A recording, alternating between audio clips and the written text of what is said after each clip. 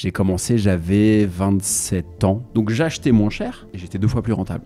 Aujourd'hui, tu en as 91. C'est simplement une niche accessible, rentable et qui est très bien pour démarrer. Tout le monde peut devenir un investisseur dans les parkings. Pourquoi je ne l'achèterais pas? Parce qu'elle est dévaluée peut-être à 30 ou 50% du prix du marché. Et si je mets des motos, je vais gagner plus d'argent. Tu gagnes 200 € par mois.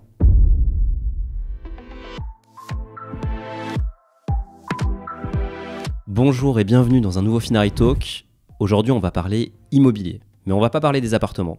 On va parler de l'étage d'en dessous et même du sous-sol. On va parler des parkings. Et pour ça, j'ai invité un expert, Alexandre Lacharme. Salut Alexandre. Salut Mounir, merci de me recevoir. Merci d'être venu. Alexandre, tu as commencé dans les parkings il y a 10 ans. Aujourd'hui, tu en as 91. Est-ce que tu peux nous expliquer comment on devient un investisseur dans les parkings? Tout le monde peut devenir un investisseur dans les parkings. C'est simplement une niche accessible, rentable et qui est très bien pour démarrer. Pour démarrer, lorsqu'on n'a pas forcément beaucoup d'argent, beaucoup de compétences en immobilier, c'est un bon moyen de mettre le pied à l'étrier, le parking. Et moi, c'était facile pour moi, ça me correspondait à mes capacités, à mes finances de l'époque, et je me suis dit go. Et donc, tu as commencé à quel âge? J'ai commencé, j'avais 27 ans. Aujourd'hui, j'en ai 37. 26-27 ans quand j'ai commencé. Et donc, raconte-nous ton premier parking. Premier parking, écoute, j'étais commercial à l'époque et je gérais assez mal mes finances perso. Je crois que j'aurais eu besoin d'avoir Finari, tu vois, sous le coude, réellement. Et je me disais, il faut que je trouve d'autres moyens de gagner de l'argent. Il faut que je trouve d'autres moyens d'avoir des sources d'argent, des rentrées d'argent. Et j'ai commencé à lire des bouquins, à regarder des vidéos sur YouTube, à me renseigner sur comment fonctionne l'argent, comment fonctionne le fait de rentrer, de sortir de l'argent, apprendre à gérer mon budget. J'étais pas très fort sur ça à l'époque. Et du coup, j'ai pris conscience que l'immobilier, c'était un bon moyen pour s'enrichir. À l'époque, j'étais à Paris, je vivais dans le 17e arrondissement. C'était très cher déjà à l'époque. Et j'avais très peu d'argent de côté. J'avais pas forcément une capacité d'emprunt géniale. Et du coup, avec mes maigres économies, je me suis connecté sur les petites annonces en ligne entre plusieurs appels de prospection dans la startup dans laquelle j'étais. Et j'ai vu une offre de parking. J'avais mis du moins cher au plus cher. Et je l'ai visité, j'ai foncé, c'est dans le 18e à Paris. Je travaillais au PEC, c'était dans le 18e vers rue Ordener. Et je l'ai visité. Et on pouvait mettre qu'une moto, c'était un tout petit parking. C'était 4 000 € à l'époque. Et j'ai foncé et là, il y a eu un déclic. Et le parking, tu l'as toujours? Je l'ai toujours. Et donc, 4 000 €, tu le loues combien ce parking? 45 € par mois. Ok. Et donc ça, pour toi, c'est dans l'ordre de grandeur de renta que tu vises sur un investissement? Alors, c'est une bonne question. 10%, alors il y a les frais de notaire en réalité, qui étaient d'à peu près 2 000 €. Donc la renta brute n'est pas de 10%, un peu en dessous. Il y a des charges très faibles, 4 € de charges par mois. Mais oui, 10% brut, c'est ce que je vise effectivement. Après, dans les faits, même à 7 ou 8%, si les charges sont pas trop élevées, ça c'est encore un point de vigilance, tu vois, qu'il faut regarder. Ça vaut le coup, oui, tout à fait. Et donc là, aujourd'hui, tu en as 91. C'est quoi ta stratégie? Est-ce que tu achètes un type de parking particulier? Est-ce qu'il y a des zones que tu vises? Est-ce que c'est que à Paris? Est-ce que c'est intramuros, en banlieue? Moi, tu sais, je préfère être expert d'un domaine, d'un sujet, d'un lieu, plutôt que de me disperser, d'acheter des immeubles, d'acheter des parkings à Marseille, à Nice, partout. Donc moi, c'était Paris. J'étais à Paris, j'ai investi à Paris. Et j'ai acheté des places atypiques. Ça, c'était le point important. C'est que je voulais acheter des places qui étaient atypiques, donc dévaluées, où il n'y avait pas vraiment de marché. Et une place qui est pas forcément dans les standards pour une grosse voiture ou un SUV, qui est un peu triangulaire, un peu biscornu, un peu moche. Et moi, je me suis dit, mais tiens, pourquoi je ne l'achèterais pas? Parce qu'elle est dévaluée peut-être à 30 ou 50% du prix du marché. Et si je mets des motos, je vais gagner plus d'argent. Parce qu'une place où tu mets 100 €, que tu loues 100 € à une voiture, si tu peux mettre 4 motos, en moyenne, c'est 50 € par moto, en France et dans Paris, bah, tu gagnes 200 € par mois. Donc, j'achetais moins cher et j'étais créatif sur la location en louant des motos et j'étais 2 fois plus rentable. Donc, c'est pour ça que je pouvais avoir un différentiel intéressant et j'ai pu vraiment scaler. Est-ce que le fait que le parking aujourd'hui dans Paris, en surface, c'est payant, ça a été un accélérateur pour toi? Énormément. Je ne pouvais pas répondre à la demande.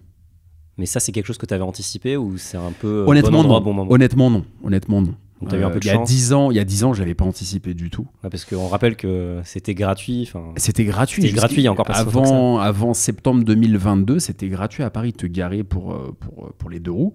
Aujourd'hui, c'est gratuit pour les scooters électriques. Il faut quand même prendre un ticket sur les applications, mais c'est gratuit. En revanche, il y a 10 ans, je ne l'avais pas anticipé pour être honnête. Mais ce que j'avais anticipé, c'est qu'il allait avoir une demande importante et qu'en fait, de plus en plus de gens peuvent plus circuler dans Paris. Aujourd'hui, quand tu es en voiture dans Paris, s'il y a des gens qui prennent la voiture dans Paris, alors il y a quelques arrondissements comme le 15e, le 16e où on peut encore circuler, mais les arrondissements comme dans celui dans lequel on est, le 9, le 18, c'est impossible de circuler, c'est très très compliqué. Et puis tous mes copains autour de moi achetaient des 2 roues. Et ils étaient frustrés parce qu'ils se faisaient abîmer le scooter, il y a les intempéries, etc. Je me suis dit, pourquoi je ne créerais pas un service pour 45 ou 50 euros par mois? Tu as un contrat de location, un bip, et tu gares ton scooter près de chez toi. Donc je l'ai fait comme un investisseur privé, mais j'aurais pu le faire comme une start-up. Et du coup, j'avais envie vraiment de lancer un vrai service. C'était vraiment presque comme une entreprise. Je l'ai vu vraiment d'un point de vue marketing. Et aujourd'hui, c'est ton métier à plein temps? Ouais, tout à fait. J'ai pas que ce métier-là. Aujourd'hui, j'investis aussi dans des entreprises, mais je suis plus du tout salarié pour un autre. J'ai 3 boîtes aujourd'hui. J'ai une SCI qui a des parkings, même si j'ai des parkings aussi en propre. Donc j'ai des parkings en propre, j'ai des parkings à travers la SCI à l'impôt sur les sociétés. J'ai une boîte de conseil aussi, et j'ai une boîte où j'investis dans des entreprises early stage, comme on dit, au départ. Et c'est une nouvelle activité que j'ai depuis 2023. Donc j'ai ces 3 sociétés. Et donc, est-ce que tu as finalement aussi investi dans des appartements? Je l'ai fait, mais j'ai revendu. Parce que plein de galères. Ce serait quoi les avantages et les inconvénients? Enfin, si tu devais faire le comparatif parking versus appartement. Alors ça, c'est important, effectivement. Le parking, l'avantage par rapport à l'appartement, c'est que ça coûte moins cher, donc c'est plus accessible si on a peu de capacité d'emprunt. C'est quoi le prix? Donne-nous le prix d'un parking moyen que tu achètes en ce moment. 20 000. 20 000. 20 000, c'est un prix moyen, donc ça va être peut-être 10 fois moins cher qu'un appartement. Un primo investisseur pour du locatif il va mettre 200 000 pour un appartement, par exemple. Pour un parking, il peut mettre 20 000, voire moins. Donc c'est 10 fois moins cher. Le parking va souvent être plus rentable, mais l'avantage, c'est surtout qu'il va être plus facile à gérer. Pourquoi? Parce que ce n'est pas la même législation. L'immobilier d'habitation, c'est régi par la loi ALUR, avec pas mal de contraintes. Par exemple, on parle beaucoup du DPE qui est très contraignant, à juste titre d'ailleurs, parce que c'est important de ne pas avoir un appartement qui n'est pas décent pour son locataire, mais c'est très contraignant pour le propriétaire bailleur. L'avantage du parking, c'est que c'est le code civil. Et s'il y a des juristes parmi nous, le code civil, c'est très très large. On met à peu près ce qu'on veut, c'est vraiment un livre ouvert. Donc c'est pas du tout la même législation. Il n'y a pas de DPE pour un parking. Si le parking est un peu inondé, s'il sent pas très bon, c'est pas très grave, puisqu'on peut le louer. Et le locataire du parking sera moins exigeant que pour un appartement. Donc du coup, l'avantage pour le parking, c'est que c'est moins cher, comme je l'ai dit. C'est finançable aussi. On peut financer via un crédit immobilier ou via un crédit à la consommation. Les deux sont possibles. On peut encore aujourd'hui faire des crédits immobiliers pour du parking. Il faut simplement trouver un conseiller qui est OK pour le faire, parce que ça lui demande autant de travail que pour un appartement, et les marges sont très faibles. Donc en contrepartie, il faut peut-être s'équiper avec une bonne carte de crédit, une assurance vie, etc. Bon, après, c'est un autre sujet. C'est rentable, au moins autant que les appartements, voire plus. Quand on voit qu'un appartement à Paris, j'ai pas les derniers chiffres, mais dans les quartiers sympas, ça va être quoi, 3-4% brut? Ouais. Bon, un parking, on peut viser, même si on met une voiture, 5-6%. Et si on met des motos, on peut aller chercher 7, 8, voire 10%. J'ai même des parkings qui sont bien plus rentables que ça. Et tes cash flow positifs sur tes parkings? Oui, systématiquement. Sinon, je le fais pas. Parce que c'est moins patrimonial. Là, on en vient au défaut. C'est que c'est moins, enfin, les désavantages du moins, c'est moins patrimonial qu'un appartement, c'est moins prestigieux. C'est vrai que si tu achètes un appartement un peu sympa dans Paris, c'est plus patrimonial, c'est plus prestigieux. Quand tu dînes avec des amis ou des partenaires, c'est plus sympa à dire j'ai acheté un 50 mètres carrés haussmannien plutôt que 10 places de parking. Mais après, c'est pas ce qui nous intéresse. Ce qui nous intéresse, c'est la rentabilité et que ce soit intéressant. Donc, c'est moins patrimonial. L'appréciation immobilière de la valeur, c'est décorrélé en fait. Bon, là, en ce moment, on voit que ça stagne, voire ça régresse légèrement. Je discutais encore avec mon notaire. C'est pas très clair, mais en tout cas, ça stagne, les prix stagnent. Bon, c'est pas corrélé. Le parking, il prenait pas entre x5 et x10% par an. Non, c'est différent. Je note quand même que le parking, les prix ont augmenté en 10 ans. Après, tout dépend des quartiers. Mais oui, ça augmente. Parce que les gens il y a encore des gens qui ont des parkings en France et à Paris. Bah, quand ils veulent un parking, c'est qu'ils ont une voiture sympa et qu'ils veulent se faire plaisir. Il y a la notion de « je me fais plaisir », alors qu'un appartement, c'est quelque chose de vital, on a besoin de se loger. C'est différent. Et donc, tu dirais en moyenne, l'appréciation, c'est sur les parkings, le parking que tu as acheté il y a 10 ans, typiquement, le 4 000 €. Aujourd'hui, le parking que j'ai acheté il y a 10 ans, je pourrais le revendre 10-12 000 €. Ouais, 10-12 000 €. Donc, tu vois, c'est quand même c'est une belle appréciation, un quand même. fois deux quand même. Ouais. C'est sûr que je vendrais plus que 4 000 €. D'ailleurs, je mets 2 motos, donc il me rapporte 90 € par mois au passage. Et donc, là, on se met dans la peau d'un investisseur qui débute. On va dire quelqu'un qui signe peut-être son premier CDI. Il gagne, allez, 45 000 €. C'est un bon premier CDI. Il gagne 45 000 €. Il est comme toi à l'époque. Il n'a pas forcément une grosse épargne. Comment il fait pour trouver son premier bien et passer de j'ai un projet à je suis propriétaire d'un parking, loué, cash flow positif? 2 options. Soit il achète en fonds propres, ce que je ne recommande pas forcément. S'il lui reste un peu de capacité d'emprunt, il va voir sa banque. Il explique le projet. Bah, bonjour, j'aimerais acheter un parking. Est-ce que vous pouvez me faire un crédit immobilier ou un crédit à la conso? Je conseille plutôt un crédit immobilier parce que les taux sont quand même plus bas. C'est quoi les taux que tu auras sur un crédit conso là, en ce moment? Écoute, j'ai fait un crédit conso pour acheter les parkings parce que j'avais une super affaire. Ils m'ont fait 3,6, quelque chose comme ça. Sur combien de temps? Sur 10 ans. 10 ans. Et l'immobilier, tu peux avoir combien de temps? Quelle durée? 20 ans. Tu peux avoir du 20 ans, ouais. Ah, tu peux avoir du 20 ans. J'ai déjà eu du différé sur du parking, il y avait 0 travaux. Différé, c'est un bouton pour le banquier. Ouais. Si tu t'entends bien avec, je veux du différé, c'est aucune contrainte pour lui. Donc j'ai déjà eu un différé. Tout dépend de votre objectif. Moi, je pense que ce qui est intéressant, c'est d'avoir la plus longue durée possible pour que tu aies un cash flow positif tant qu'à faire. Pour en revenir au côté actionnable, ce personnage dont tu me parles, moi, ce que je lui conseillerais, c'est d'aller voir sa banque, lui dire « je vais acheter un parking, combien vous me prêtez ?»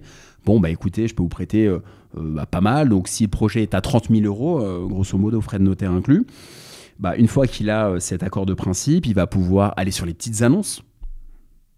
Donc, c'est quoi? C'est Le Bon Coin? Le Bon Coin, Se Loger, Bien Ici, tous les sites de petites annonces, comme pour les appartements. Je lui conseille aussi d'aller sur le terrain, ça c'est très très important. Il y a beaucoup de gens qui oublient, mais il faut pousser la porte des agences immobilières. C'est très important de prendre le pouls. Et je lui conseille d'aller dans les quartiers qu'il connaît. Si par exemple notre personnage habite dans le 9e, bah, je lui conseille plutôt d'acheter dans le 9e. Parce qu'il connaît l'environnement, il voit comment les commerces évoluent. Il faut prendre un café en terrasse, il faut regarder ce qui se passe. Qui sont les locataires potentiels ?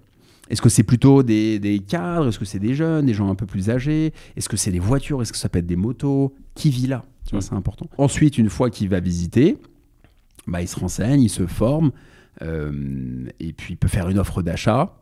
Bon, il négocie, c'est quand même pas mal de négocier, ça c'est important de négocier. Le mieux, c'est d'acheter des places qui sont un peu atypiques.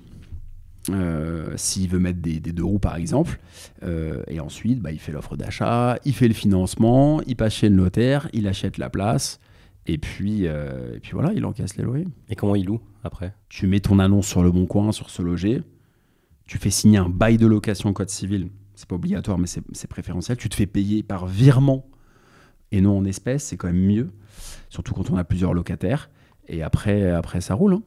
C'est très simple, c'est comme un appartement. Et comment toi, tu as visité je sais pas, des centaines de places de parking probablement, tu connais tous les sous-sols de Paris. C'est quoi un bon parking? Un bon parking, c'est un parking qui va être loué et où toi-même tu pourrais louer le parking. C'est important de se projeter. En fait, c'est comme un appartement. Il faut acheter, je pense, un appartement où on se dit bah, on pourrait y vivre. Si c'est trop glauque, c'est pas top. Il y a des choses à bannir. J'ai fait les erreurs, donc je peux vous en parler. Quand il y a un monte voiture, un monte charge ou un ascenseur à voiture, il y a les 3 appellations, il faut fuir. Pourquoi? Parce qu'en fait, alors le monte voiture, hein, pour celles et ceux qui ne connaissent pas, c'est dans les petites copropriétés des années 60, 70, 80, maintenant on le fait moins. Parfois il n'y avait pas la place de mettre une rampe d'accès et on mettait un ascenseur à voiture. Ça coûte hyper cher en charge. Pourquoi? Parce que ça tombe en panne tout le temps.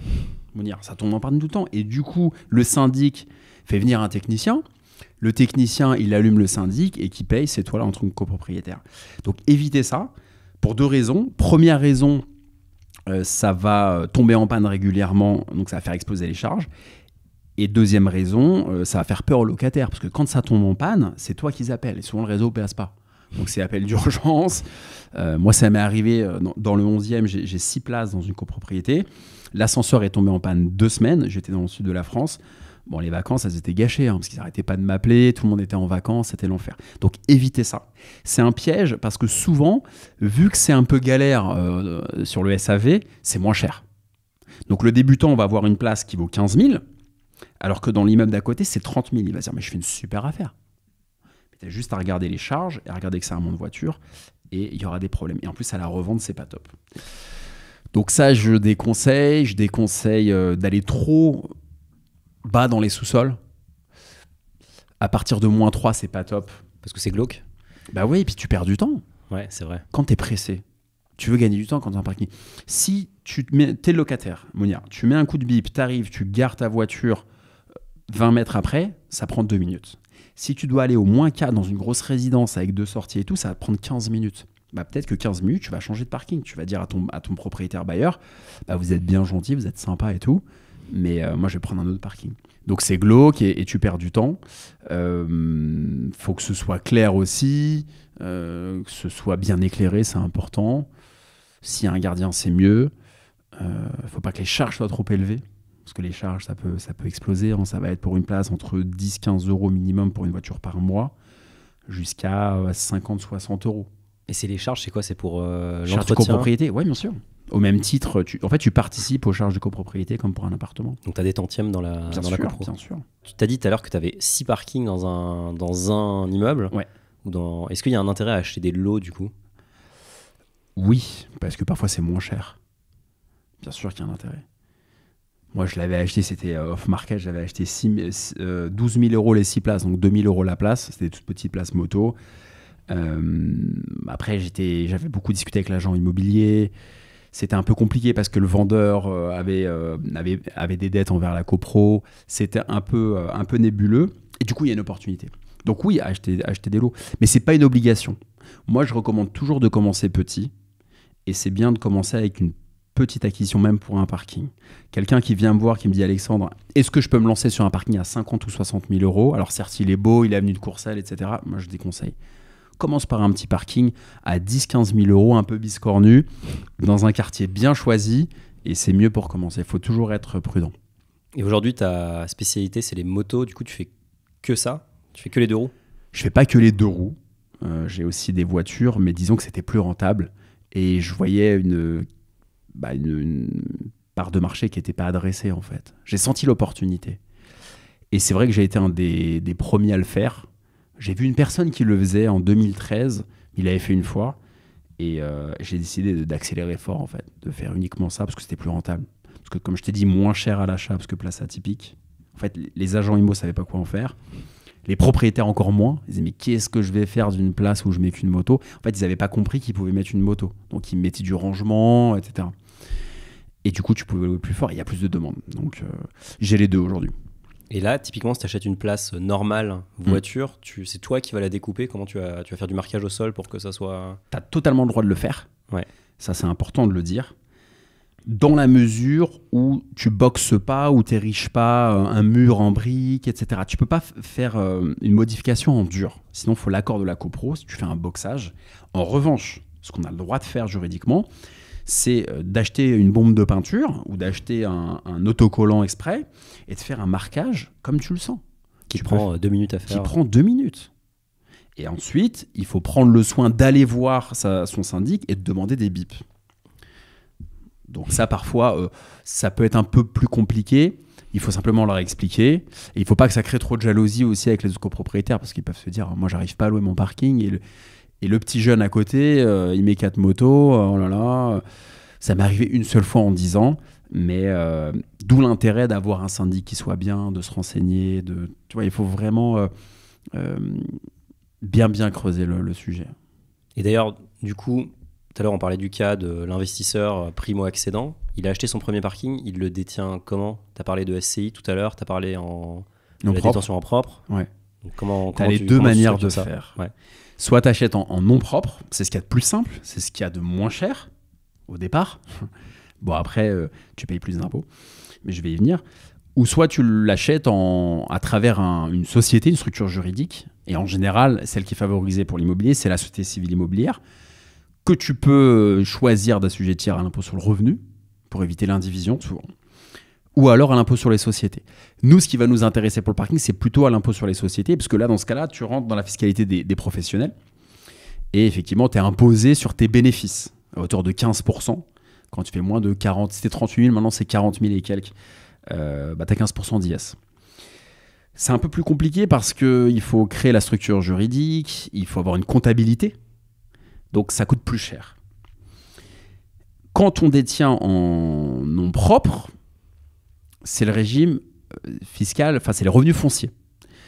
Donc tu n'as pas le LMNP, tu n'as pas tous ces avantages que tu as pour l'habitation, malheureusement. Tu as juste une petite fleur de l'État, ça s'appelle le microfoncier. Le microfoncier, c'est quoi? C'est si tu fais moins de 15 000 euros de revenus locatifs, donc pas de bénéfices, de revenus locatifs par an, tu as un abattement de 30%. En fait, tu es imposé sur 70% de tes revenus. Voilà, c'est le petit cadeau fiscal. Alors, comment tu es imposé? Il faut s'accrocher, c'est la tranche marginale d'imposition, donc TMI, plus CSG-CRDS. Donc si tu es à la tranche à 30 et que tu as 17,2, ça peut être 47,2 sur 70% de tes revenus fonciers. Donc ça peut faire mal si tu as un crédit en face. Ouais. Donc moi, ce que je conseille, si vous n'avez pas de revenus très importants, quelqu'un qui démarre, qui n'a pas forcément beaucoup de revenus, un jeune en alternance ou pas, ça peut être bien de démarrer en achetant en détention propre. Et si quelqu'un a plus de moyens, a une vision plus long terme, veut enchaîner les investissements, ou si on a déjà une société commerciale, par exemple, on peut créer une filiale, ou si on n'a pas de société, on peut créer une SCI, et dans ce cas-là, on l'assujettit à l'impôt sur les sociétés, et c'est le régime fiscal des sociétés, c'est plus intéressant. En revanche, si on crée un amortissement, si on amortit son parking, alors l'amortissement du parking, c'est un peu complexe parce qu'il y a des experts comptables qui le font, il y a d'autres experts comptables qui ne le font pas. Ça dépend s'il y a du bâti, si c'est que du terrain. C'est assez complexe pour l'amortissement du parking. Mais dans ce cas-là, on ne va pas payer d'IS parce qu'on va amortir le parking et du coup, ça va venir écraser les bénéfices. Par contre, à la sortie, ce sera la valeur vénale. Donc la plus-value, si la valeur vénale c'est 0, la plus-value sera sur la valeur vénale plus versus le prix de vente. Donc pour faire simple, quelqu'un qui démarre, il ne faut pas se prendre la tête, il faut le faire plutôt en détention propre si c'est un petit projet. Si tu achètes un lot de parking, tu fais une opération à 100, 150, 200 000 euros, là une SCI à l'IS, c'est pertinent. Et d'ailleurs, c'est quoi toi ta stratégie? Est-ce que tu as 91 parkings aujourd'hui, tu les gardes, des fois tu fais tourner ton stock, tu t'en vends certains pour acheter d'autres choses? Ah, c'est un bon point. En fait, ma stratégie, c'est plus la stratégie d'une foncière. C'est de vivre de mes revenus fonciers. C'est pas forcément de faire le marchand de biens avec un arbitrage d'achat-revente. Aujourd'hui, les bénéfices me permettent de réemployer mon argent pour réacheter les parkings. Je l'ai vraiment fait comme une foncière step by step. J'ai acheté un premier parking et je voulais avoir du cash flow. En fait, mon but au départ, Mounir, c'était de mettre du beurre dans les épinards. C'était d'avoir un peu plus d'argent à côté de mon job de commercial qui était assez stressant, que j'ai beaucoup aimé, qui était très challenging. Mais je voulais avoir plus d'argent et me sécuriser. Et du coup, en stratégie un peu bon père de famille, comme on dit, j'ai enchaîné. Donc ma stratégie, c'est plutôt ça que de récupérer du cash. Et après, le but aussi, moi, dans mon cas, c'est de remonter ces bénéfices-là pour investir dans d'autres types d'actifs, comme dans des startups. Mais je suis plus dans la logique d'une foncière. Et donc là, aujourd'hui, 2023, tu as des taux qui ont quand même explosé. Tu as un marché de l'immobilier à Paris qui, pour la première fois depuis 15 ans, commence un peu à battre de l'aile. Est-ce que c'est encore le moment d'investir dans du parking ? Oui, parce que le parking, c'est très liquide, ça se revend très bien, il y a une grosse demande. Donc s'il est bien acheté, c'est pertinent. Il faut juste faire attention à la fiscalité, comme je viens de le dire. Mais ça peut être intéressant de démarrer par du parking. Moi, j'achèterais plutôt des parkings à Paris que des appartements, par exemple. Et puis après, tu as d'autres zones, mis à part Paris, parce qu'il n'y a pas que Paris, qui sont très intéressantes, où il y a un gros potentiel sur le deux roues, et c'est pas du tout adressé. C'est lesquelles ? Plein de villes, plein de villes.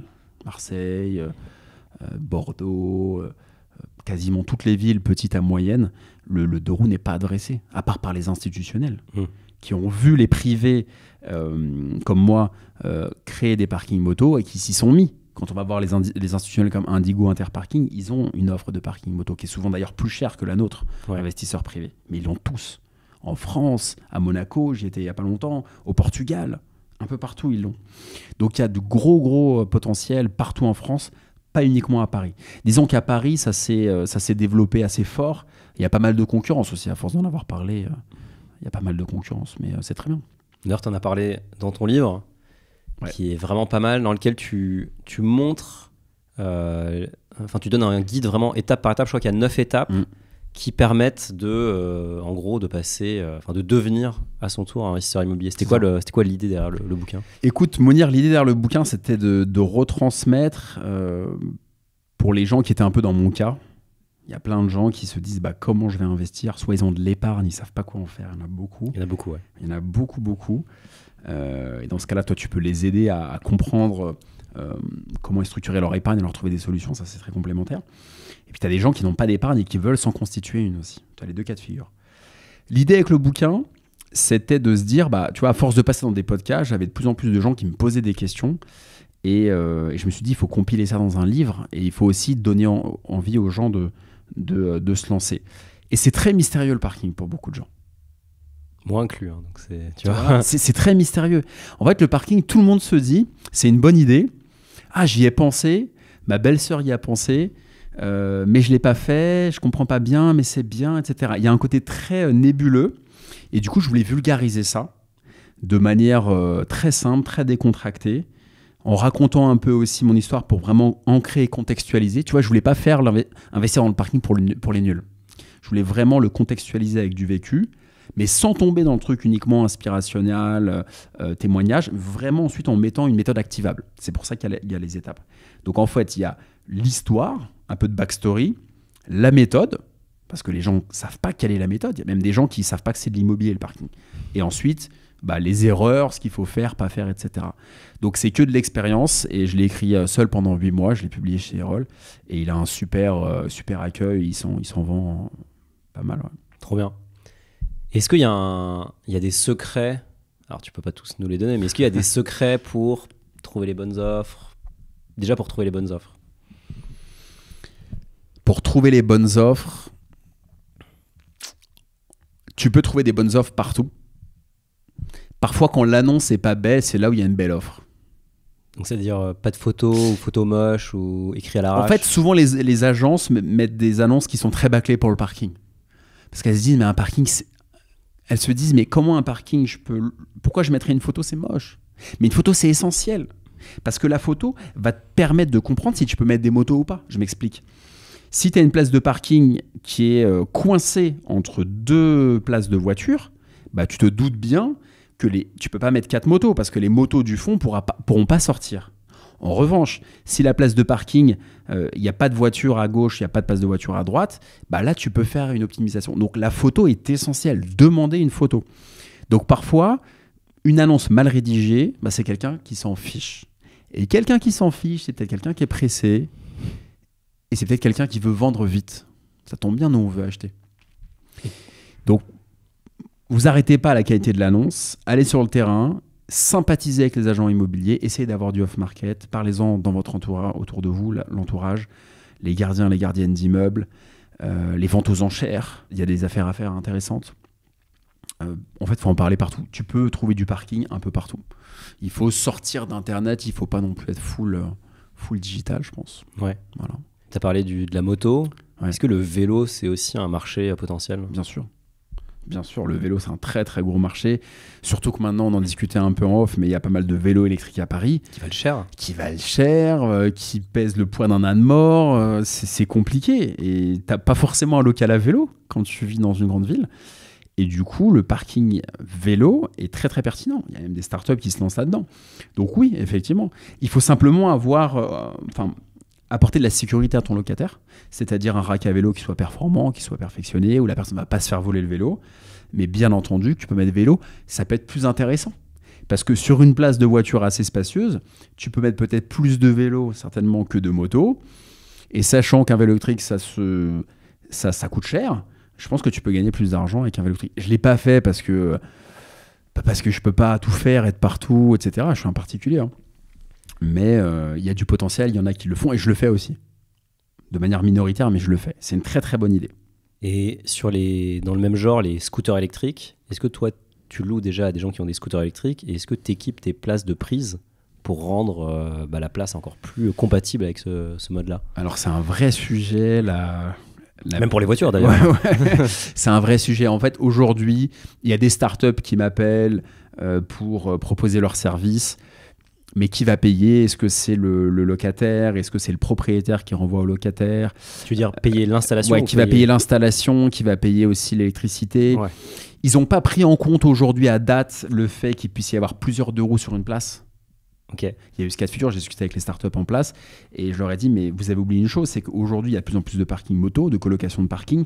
Et comment on fait si le contrat est au nom d'un locataire et qu'il y a 4 locataires en réalité sur la place? Les autres ne vont pas squatter l'électricité des autres. Donc ça, ils ne l'ont pas encore intégré dans leur offre. Mais je crois qu'ils sont en train de le faire.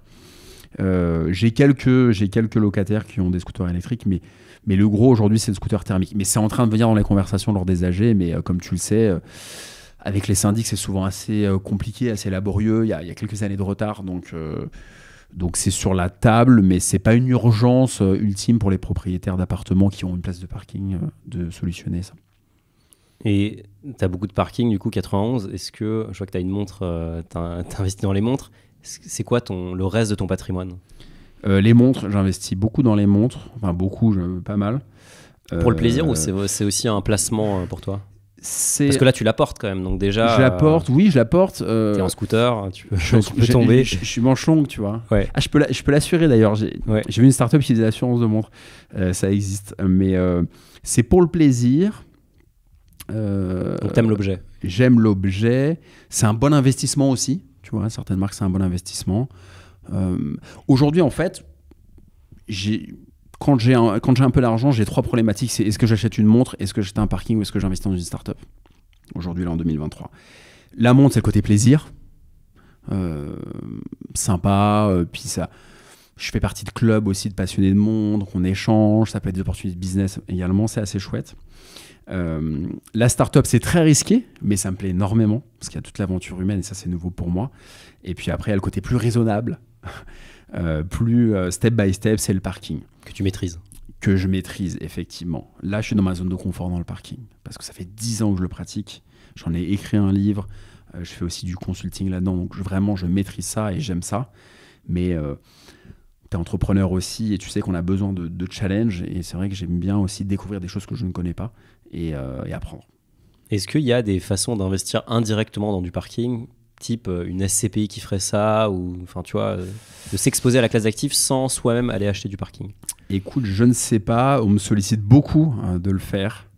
Je suis en conversation avec un ami justement qui investit dans les entreprises, de monter un fonds qui serait un fonds d'investissement spécialisé dans le parking, pour proposer aux gens d'investir en leur offrant une rentabilité. Et puis c'est des gens qui n'ont pas forcément envie de se casser la tête à aller investir dans les parkings, mais qui veulent en récolter les fruits.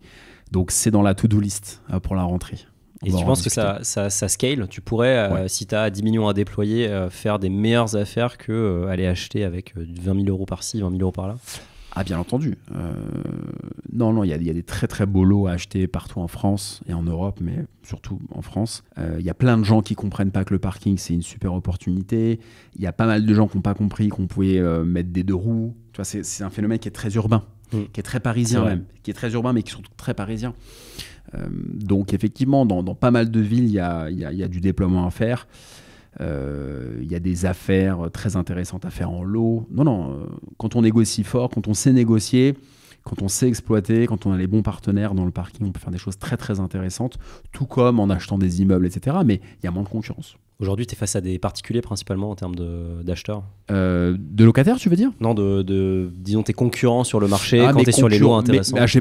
En termes de concurrence, ce n'est pas des particuliers, mes concurrents. C'est des sociétés, effectivement, des foncières qui ont pas mal de lots.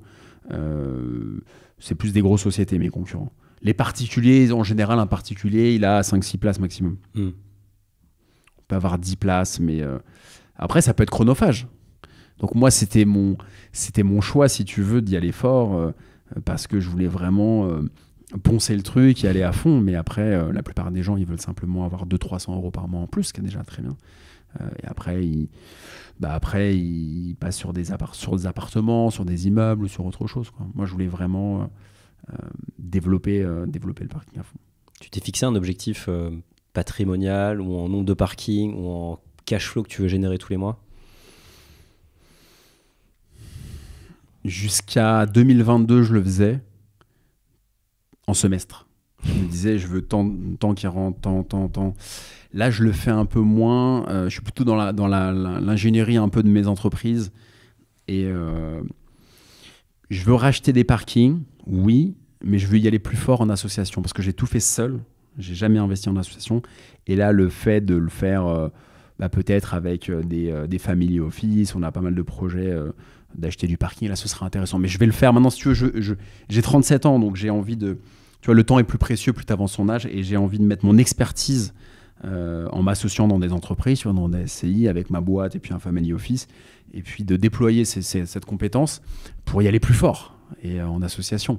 Je vais pas aujourd'hui racheter place par place, j'ai trop de choses à faire. Ouais. Même si ça m'arrive de le faire.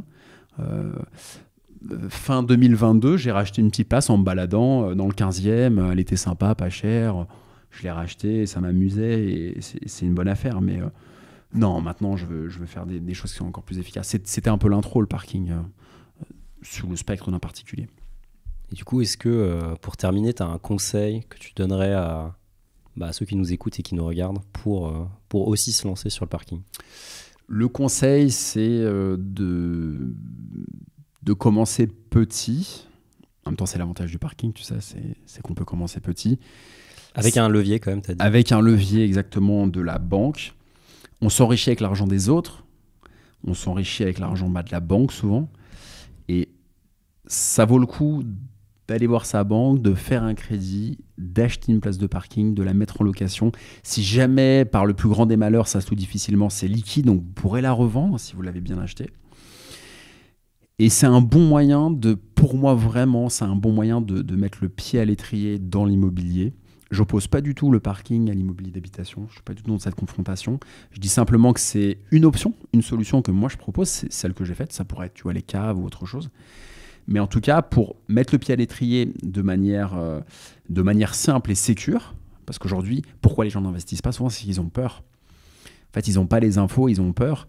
Et le parking plaît beaucoup aux femmes, par exemple, ça c'est très très bien. J'ai 70% de femmes à peu près qui m'écrivent parce que maintenant elles se lancent, c'est très bien dans l'investissement, elles prennent confiance en elles sur ça et c'est une très très bonne chose. Quand on vit dans une grande ville, tout de suite faire un invest à 150, 200, voire 300 000 euros, ça fait peur.